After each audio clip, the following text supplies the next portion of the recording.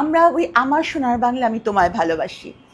আর সত্যিকার অর্থেই যে মানে যে যতই ক্রিটিসাইজ করুক এটা মানে বলবই, সেটা হচ্ছে যে যখন ওই ওই লাইনটা হয়, মাতোর বদনখানি মলিন হলে আমি নয়ন জলে ভাসি, তখন মানে এরকম গুজবাম হয়নি বা চোখে পানি আসেনি এমন কিন্তু হয় না যখন আমরা ওই গানটা গাই। এবং এমনকি যখন মুভি থিয়েটারে যখন যাই তখন মানে ওটা গানটা হলেই মানে লাফ দিয়ে উঠে দাঁড়াই।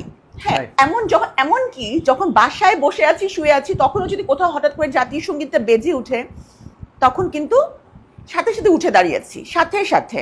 এটা হচ্ছে কি আমাদের মজ্জায় ঢুকে গেছে, মজ্জাগত। হ্যাঁ, তো এটা থেকে ডিস্ট্রাক্ট হওয়া মনে হয় আমাদের জীবদ্দশায় আমাদের জেনারেশনের সম্ভব হবে না। আর আরেকটা ব্যাপার কি যে পরিবর্তনের কিন্তু অনেক জায়গা আছে। আমাদের যে পরিবর্তন করতে হবে আমাদের শিক্ষার নীতি, যেটার অবস্থা এই কয়দিনে একটা ভয়াবহ অবস্থা ধারণ করেছে। তারপরে হচ্ছে আমাদের বিচার ব্যবস্থা, বিচার ব্যবস্থার অবস্থা ছিল ভয়াবহ। হ্যাঁ, মানে সরকার সমর্থিত যা যা হবে সেটাই বিচারকরা সেই অনুযায়ী একটা মানে দেখা গেছে যে এরকম একটা মানে চাপের মধ্যে পড়ে, বিশেষ করে নিম্ন আদালতের কথা বলছি, মানে যেটা আমি দেখেছি আর কি। হ্যাঁ, তো এইসব জিনিসের পরিবর্তন প্রয়োজন, অর্থনীতির পরিবর্তন প্রয়োজন, দুর্নীতি যাতে একেবারে না হতে পারে। হ্যাঁ, যেমন এখন অনেকে বলতে পারে সাবরিনা নিজে একটা দুর্নীতির মামলা খেয়ে দুর্নীতির বিরুদ্ধে বলছে, কিন্তু আমি তো ব্যর্থহীন কণ্ঠে বলতে পারি যে আমি এটার সাথে বিন্দু মাত্র সম্পৃক্ত ছিলাম না। আর আপনার এই যে এটা আপনার মানে এই অনেক পপুলার, তো আপনার এটার মাধ্যমে মানুষকে বলতে চাই যে একটা মানুষ, সে দেশি হোক অথবা প্রবাসী বাংলাদেশি হোক, এসে বলুক যে সাবরিনা আমাদের কাছে করোনার সার্টিফিকেট দিয়েছে বা কোনো টাকা নিয়েছে, বলুক আপনার কাছে এসে যে আমি নিয়েছি। হ্যাঁ, তা আমি বলতে পারি যে আমি এই ধরনের দুর্নীতির সাথে জড়িত ছিলাম না, এবং আমি চাই সকল ধরনের দুর্নীতির অবসান হোক। এই যে কোটি কোটি টাকা পাচার, কোটি কোটি টাকা দুর্নীতির মাধ্যমে অর্জন, এত সম্পত্তি মানুষের কিভাবে থাকে, তাই না? আমি যেমন একজন কার্ডিয়াক সার্জন, বিসিএস ক্যাডার, আমি 12 বছর মানুষের সেবা দিয়েছি, প্রাইভেট চেম্বার করেছি, কই আমার তো টাকা নেই।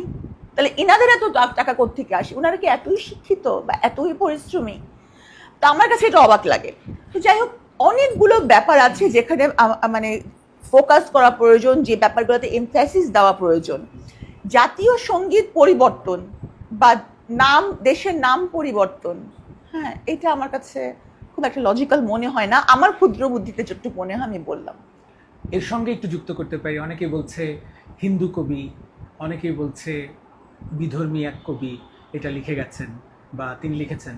আমার এখানে একটা প্রশ্ন আছে, তাহলে ফেসবুক, ইনস্টাগ্রাম, টুইটার, হোয়াটসঅ্যাপ এগুলো তো পুরোপুরি বিধর্মীরা লিখেছে, মানে ওটা করা যাবে কিন্তু কবিতা নেওয়া যাবে না, গান নেওয়া যাবে না, জাতীয় সঙ্গীত করা যাবে না। আর এই প্রসঙ্গটা বারবার আসি বা কেন? তুমি যদি অন্য একটা গান পছন্দ করো, সে গানের কবি যদি অন্য কোনো ধর্মের হয়ে থাকে, যেমন হচ্ছে আমি যেমন মনে করি যে ইন্ডিয়ান প্রোডাক্টস, হ্যাঁ, বর্জন করা কোনো সমস্যা না আমাদের জন্য। হ্যাঁ, আমরা বর্জন করতে পারবো, কিন্তু ইন্ডিয়ান গান, হ্যাঁ, কিছু কিছু গান আছে যে এগুলা থেকে কিন্তু মানে এমনভাবে আমাদের ভিতরে ঢুকে গেছে গানগুলো, এত সুন্দর।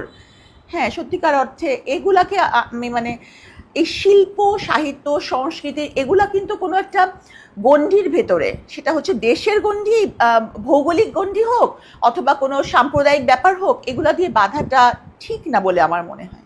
একদম। এবং অনেকে বলে করে হিন্দি সিনেমা আমি পছন্দ করি না, কিন্তু সালমান, শাহরুখ, আমির খানকে পছন্দ করি কারণ দে আর মুসলিম। মানে এই জিনিসটা এটা আসলে মানে মানুষের মানসিকতা ভ্যারি করে, ভ্যারিয়েশন থাকবে। যেমন হচ্ছে যে যেমন আমি যেমন নারীর প্রতি কিন্তু আমার একটা পক্ষপাতিত্ব থাকবে অবচেতন মন থেকে, তাই না? Basic instinct. ঠিক সেরকম আমি মুসলিম, আমার মুসলিম হিসাবে একটা পক্ষপাতিত্ব থাকবে।